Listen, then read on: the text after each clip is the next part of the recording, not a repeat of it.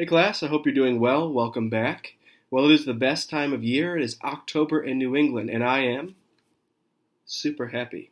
So today we're going to talk about the Salem witch trials, where 20 witches will be executed and over 200 people will be accused.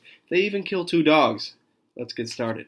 You stand before this court accused of heresy and witchcraft. How do you plead? Not guilty! Not guilty! Not guilty! Not guilty! Not Guilty. Guilty.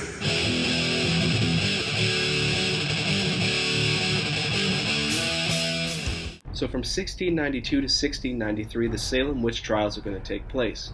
But to truly understand it, we have to go back to the 1640s in England. In the 1640s in England, it became a capital offense to practice witchcraft. That means you could be put to death if you are found guilty of witchcraft. So, only roughly 40 years later, in Boston, you have the execution of a witch named Goody Glover. Now, she was an Irish woman. Her English was not very good, and she was charged and found guilty and executed for bewitching the family that she worked for's children because they would speak out in tongues and convulse and do all these crazy things. So, Salem is not the only episode in witchcraft history in New England, but it is the most famous. So Salem in 1692 was divided into 2 sections. You had Salem Town, which is actually where Salem is located today. That was very wealthy. It was located on the waterfront, so you had all that money from shipping, you had merchants, you had tradesmen. And then there was another section known as Salem Village, which is actually known as modern-day Danvers, Massachusetts. And that's mostly agricultural. They're very hardcore Puritans, and the 2 towns are culturally and economically distinct from each other. In 1692, Salem had become a place of refuge for people fleeing the violence on the northern frontier of Maine and New Hampshire. You had King William's War that raged on, and it was a particularly bloody war between the colonists and the Native Americans. Men, women, and children were targeted. You had families being slaughtered.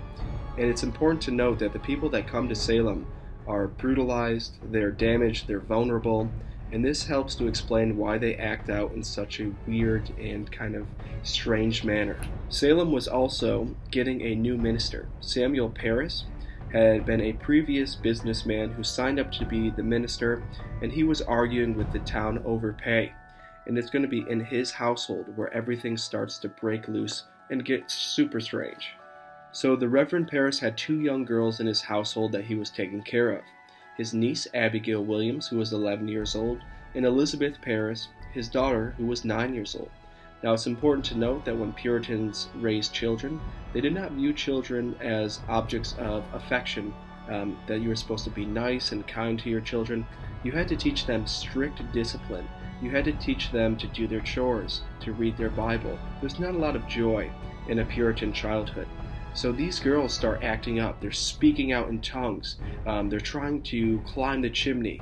They're convulsing. They're turning in weird, unnatural ways. And Reverend Parris is freaked out by this, and he thinks they're afflicted. First he calls the doctor, and the doctor says that there is no natural cause of this, and he deems that they are afflicted by witchcraft. And this is going to cause a crazy series of events. So we know the Puritans were trying to create this godly community, this city on a hill that would reform the Anglican Church and maybe even save all of Christendom. And the flip side to that is, however, they believed that Satan was actually trying to tear down and sabotage their godly mission, and that he had co-conspirators. These co-conspirators that were helping him sabotage their mission were witches. They believed witches would sign the devil's book in their own blood. So they would give up their souls, sign the book, in exchange for some favor or some earthly gain. And they believed they had to find these witches, get rid of them. There's a Bible passage that even states, "Thou shalt not suffer a witch to live," from the book of Exodus. So the Reverend Parris wanted to find out exactly who was afflicting these girls, but he wanted to do it the Puritan way. And he gets angry. He has a slave named Tituba from the Caribbean, and she had created something called a urine cake. Yes, a pee-pee cake. And this cake actually was given to her, this recipe, by a neighbor. The neighbor told her to take the urine from the afflicted girls put it into a cake, and then feed it to a dog. They believed this dog would then sniff out the culprit, or it might act afflicted, and that would show that they truly were afflicted. But of course, feeding urine to a dog doesn't do anything except probably make the dog sick. The Puritans try to combat the young girl's affliction through prayer and fasting. However, nothing seems to work. It only gets worse. And it gets especially bad when another girl starts acting up. Mercy Lewis, who was roughly the age of 18, starts acting up as well. She was born in Falmouth, Maine, and she was one of those refugees that came to Salem from King William's War in the north. And her family had been massacred in front of her in a brutal Native American raid. She was a very traumatized young girl. She was living as a servant in Salem Village, just getting by. And during this time period in 1692, you have the reemergence of violence on the frontier. And this violence may have caused and triggered PTSD episodes, so she may have been acting out in a weird, strange, peculiar manner, and may have been seeing things that actually weren't really there just because of how traumatized she was. These episodes are going to worry the Puritans so much in Salem that they're actually going to create a court and conduct a trial to try to get to the bottom of what's going on. One of the judges was actually Judge Corwin, and you can still go in his house in Salem today. So these courts become problematic because they allow spectral evidence.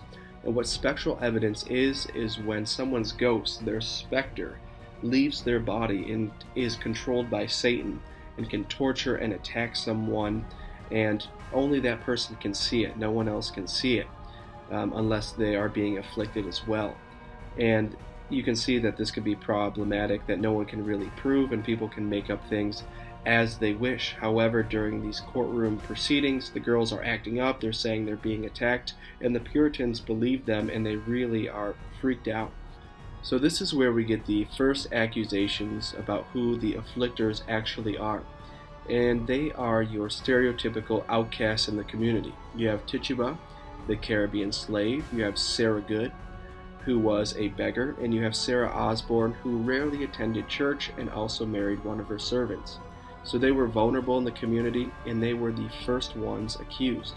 The Caribbean slave Tituba is actually pressured into giving a confession. She probably had been beaten before and wanted to make all this stop, but she ends up feeding into the Puritans' worst fears. She tells him that the devil meets with her, that she has signed his book, that he appears to her as a black dog and also as a Native American, and that there were also other witches in the community that she was working with to rip them down. And this triggers mass hysteria in Salem. Things go crazy from here. So the Puritans in Salem are going to hunt for witches in their midst. They're going to accuse women, men. They even try and kill 2 dogs. And one that sticks out, one woman in particular, is Martha Corey. Now, Martha Corey was a well-respected member of the Puritan Church. She was 60 years old, and she was known for her godliness. So when the girls accuse her of being corrupted, it means that anyone is fair game for the devil and his book, and that no one was safe. Mercy Lewis and Ann Putnam Jr. put on this big spectacle in the courtroom, say that her specter is attacking them, and of course the judges tell her to stop. And the more Martha Corey says that she's innocent and that she's not doing anything, the more she ends up looking guilty. And she will be executed, she will be hanged, and she will die. It's important to note that the people who were accused had to pay for their own imprisonment. They had to pay for their bedding, for their clothing, for their food, and hopefully you had loved ones on the outside that could financially assist you. And another thing that didn't help was the fact that the sheriff was trying to take your possessions. Sheriff Corwin was extremely corrupt, famously corrupt. He was related to one of the judges on the trial, Judge Corwin, and you have a massive conflict of interest between the jailer and the court. And also during this time period, you have these girls largely that are being strip searched. The Puritan men are looking for marks on the body, moles or kind of weird markings that they believed the devil would go into animal form and drink milk or kind of suck their souls out in some kind of weird witchcraft manner. and that would identify one of the witches in their community. So they were constantly being interrogated, being strip searched, they had to pay for their own imprisonment. This was really hell on earth for them. It was terrible. So another thing that's very interesting to note is that this might have been fueled by the factional divides in Salem town versus Salem village. Now, the Putnam family wanted to make their own church in Salem village, and this created a lot of enemies. And it's actually Mercy Lewis and Ann Putnam who are part of that Putnam household that are making a lot of these accusations. And they might be using the trials as a means to settle old scores. They go after people who used to have debts to them and anyone who may have insulted them in the past. So one man who clashed with the Putnams was a rebel minister named George Burroughs. Now, George Burroughs was actually brought back from Maine to stand trial. He was accused of killing his first two wives. They said he bewitched soldiers and Native Americans on the frontier, and that he was actually the leader of all the witches in Salem. And when he is in the courtroom, he is openly defiant. He is very standoffish.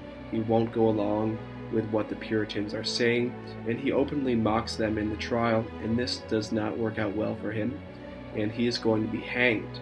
Now, before he is hanged, it was believed that a witch could never say the Lord's Prayer without some small mistake.